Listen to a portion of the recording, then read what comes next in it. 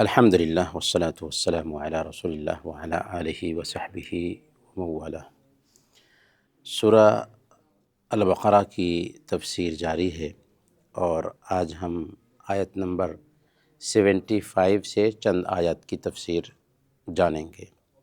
اللہ تعالیٰ فرماتا ہے اعوذ باللہ من الشیطان الرجیم بسم اللہ الرحمن الرحیم افتطمعون ان یؤمنوا لکم وقد کان فریق منہم یسمعون کلام اللہ ثم یحرفونہ من بعد ما عقلوہ وہم یعلمون۔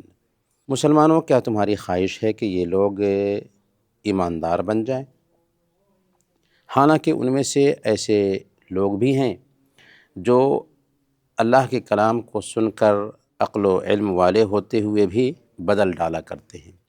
یہاں سے یہودیوں کی شرارت کی ایک اور شکل بیان کی جا رہی ہے۔ وہ یہ بیان کی جا رہی ہے کہ اے ایمان والو، تم یہودیوں کے ایمان کے بارے میں امید رکھتے ہو کہ یہ لوگ ایمان لے آئیں گے، اللہ کے دین کو قبول کر لیں گے، لیکن تمہاری یہ امید جو ہے نا، یہ اس قابل نہیں ہے کہ برآئے۔ کیوں؟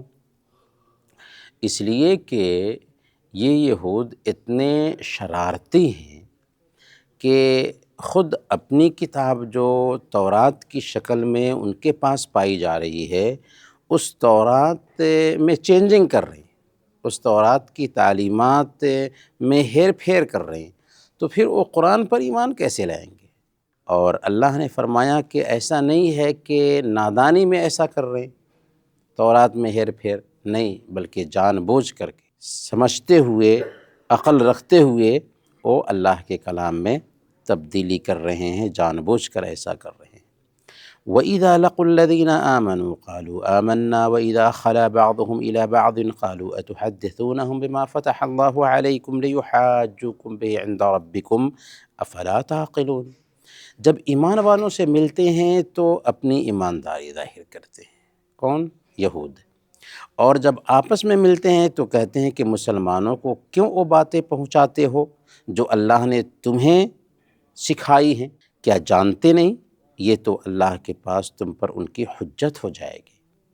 اس آیت میں اللہ تعالیٰ یہ فرما رہا ہے کہ یہودیوں کی شرارت یہ تھی کہ جب مسلمانوں سے ملتے تھے تو تورات میں جو اللہ کے نبی صلی اللہ علیہ وسلم کے آنے کی پیشین گوئیاں پائی جاتی ہیں، ان پیشین گوئیوں کی وہ خبر دیتے تھے اور کہتے تھے کہ ہم گویا کہ محمد صلی اللہ علیہ وسلم پر ایمان لائے ہوئے ہیں، حالانکہ وہ جھوٹ بولتے تھے۔ تو جب مسلمانوں کے بیچ جاتے تھے تو تورات میں جو اللہ کے نبی صلی اللہ علیہ وسلم کے آنے کی بشارتیں پائی جاتی تھی، ان بشارتوں کو ذکر کرتے تھے اور ظاہر کرتے تھے کہ ہم بھی محمد صلی اللہ علیہ وسلم کو مانتے ہیں، اس بنیاد پر مانتے ہیں کہ وہ اللہ کے نبی ہیں اور تورات میں ان کا ذکر آیا ہے۔ لیکن جب اپنے لوگوں سے ملتے تھے تو کیا کہتے تھے؟ اپنے لوگوں سے ملتے تھے تو کہتے تھے تم مسلمانوں کے پاس کیوں جاتے ہو؟ ان کو کیوں یہ بشارتیں سناتے ہو جو بشارتیں تورات میں آئی ہوئی ہیں کہ آخری نبی آئیں گے، ان کو ماننے ہی میں نجات ہوگی؟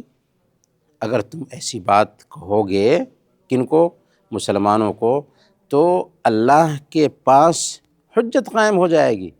یعنی وہ یہ بھی جانتے تھے کہ آخری نبی آئیں گے، ان کو ماننے ہی میں نجات ہے، تو یہ بات مسلمانوں سے مت کہو، ورنہ اگر مسلمانوں سے کہہ دو گے تو کیا ہوگا کہ اللہ تعالیٰ کے پاس وہ لوگ حجت قائم کر دیں گے کہ اے اللہ، خود ان لوگوں نے اعتراف کر لیا تھا آخری نبی آنے کے بارے میں۔ تو وہی وہ کہتے تھے لِيُحَاجُّكُمْ بِهِ عِنْدَ اللَّهِ، کہ یہ لوگ جو ہے نا اللہ کے پاس تم پر حجت قائم کریں گے، اس لیے یہ باتیں ان کو مت بتاؤ۔ ایسی شرارت پسند قوم تھی۔ اللہ نے فرمایا اولا یعلمون ان اللہ یعلم ما یسرون وما یعلنون، کیا وہ یہ نہیں جانتے کہ اللہ ان کی پوشیدگی اور ظاہرداری کو جانتا ہے؟ یعنی کیا وہ یہ نہیں جانتے ہیں کہ جو کچھ بھی وہ چھپا کر کے رکھتے ہیں، جو کچھ بھی وہ ظاہر میں عمل کرتے ہیں، ان ساری حرکتوں کو اللہ تعالیٰ جانتا ہے؟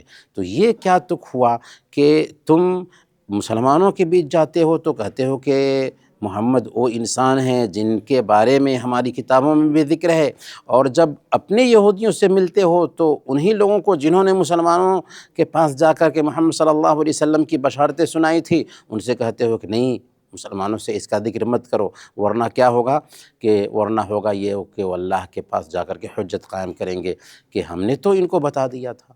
کیا وہ جانتے نہیں ہیں کہ اللہ تعالیٰ ان ساری چیزوں کو جان رہا ہے، جسے وہ ظاہر کرتے ہیں، جسے چھپاتے ہیں؟ وَمِنْهُمْ أُمِّيُّونَ لَا يَعْلَمُونَ الْكِتَابَ إِلَّا أَمَانِيَّ وَإِنْهُمْ إِلَّا يَظُنُّونَ۔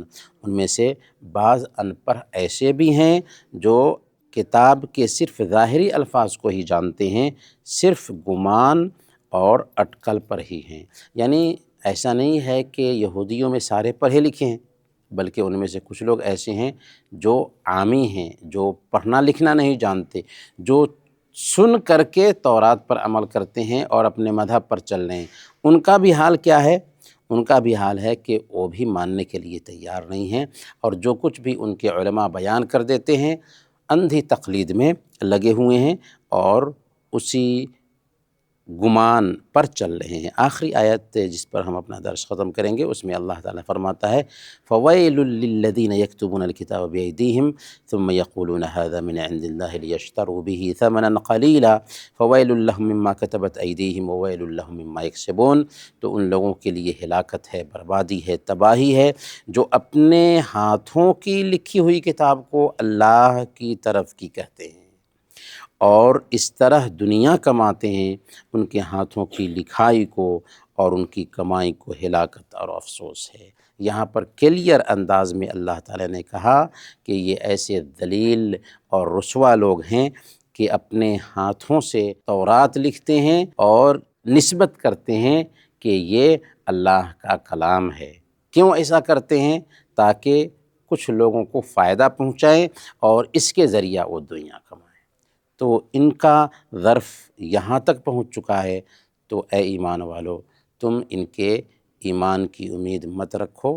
اس کے باوجود بھی ہم دیکھتے ہیں کہ عبداللہ بن سلام اور دوسرے کئی لوگ اسلام بھی لائے یہودیوں میں سے، لیکن عمومی جو بات تھی وہ بات اللہ تعالیٰ نے یہاں پر کہی ہے کہ یہ لوگ ایمان لانے والے نہیں ہیں، کیونکہ شرارت پسند قوم ہے۔ اللہ تعالیٰ سے دعا ہے کہ اللہ تعالیٰ ہم سب کو ہدایت پر قائم رکھے۔ آمین۔ وصلی اللہ علی نبینا محمد وعلی آلہ وصحبہ۔